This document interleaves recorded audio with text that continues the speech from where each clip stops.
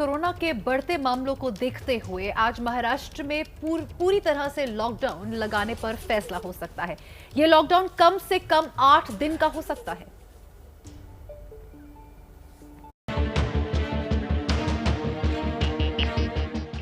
मुंबई समेत पूरे महाराष्ट्र में वीकेंड लॉकडाउन का आज दूसरा दिन है। सब कुछ ठप पड़ गया है, लेकिन सिर्फ 2 दिनों की तालाबंदी से बात बनती नहीं दिख रही। इसलिए अब लंबी अवधि के लॉकडाउन की तैयारी हो रही है।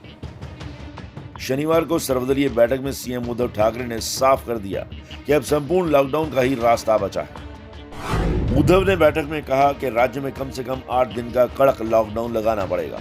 जितना जल्दी लॉकडाउन करेंगे उतना ज्यादा फायदा होगा। बाद में धीरे धीरे सहूलियत दी जा सकती है।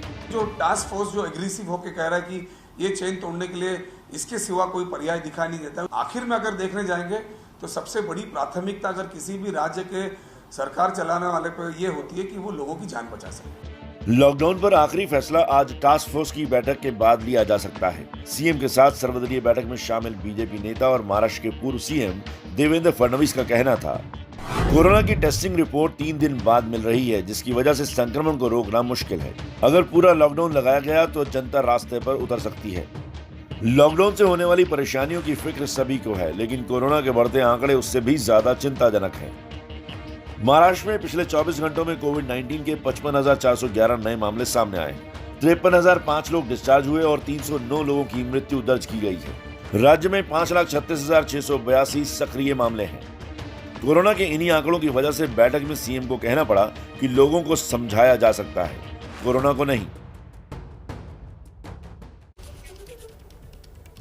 चलिए आगे बढ़ते हैं। देखिए, महाराष्ट्र में सिर्फ कोरोना मरीजों की तादाद ही नहीं बढ़ रही है, बल्कि वहां की स्वास्थ्य सेवाएं भी चरमराने लगी है।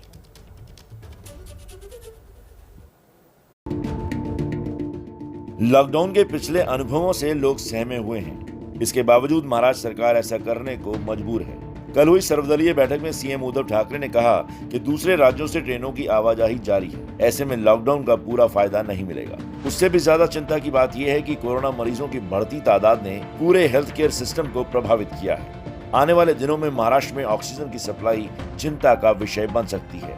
उद्धव ने बताया कि महाराष्ट्र में फिलहाल 35,000 मरीज ऑक्सीजन पर है। अभी 960 मैट्रिक टन ऑक्सीजन का इस्तेमाल हो रहा है। महाराष्ट्र में फिलहाल 1200 मैट्रिक टन ऑक्सीजन का उत्पादन हो रहा है। कोरोना की यही रफ्तार बनी रही तो 21 अप्रैल के बाद स्थिति खराब हो सकती है। एक तरफ तो कोरोना का जो संक्रमण है वो दिन ब दिन बढ़ते ही जा रहा है और हॉस्पिटल्स के अंदर जो है बेड्स की भी जो है कमी आने वाले दिनों में सामने नज़र आ सकती है। खास करके जो आईसीयू बेड्स है और वेंटिलेटर्स है उसको हमें और तैयार करने में वक्त भी लग सकता है। बैठक में महाराष्ट्र के स्वास्थ्य मंत्री राजेश टोपे ने कहा कि मुंबई, पुणे और नागपुर में वेंटिलेटर बढ़ाने की जरूरत है, क्योंकि इन 3 शहरों के आंकड़े तेज रफ्तार से बढ़ रहे हैं।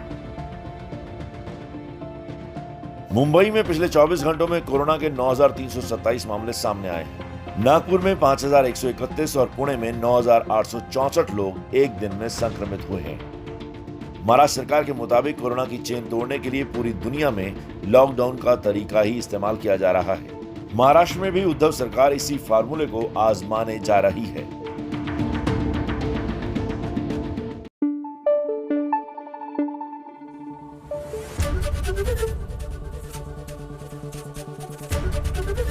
एबीपी न्यूज आपको रखे आगे।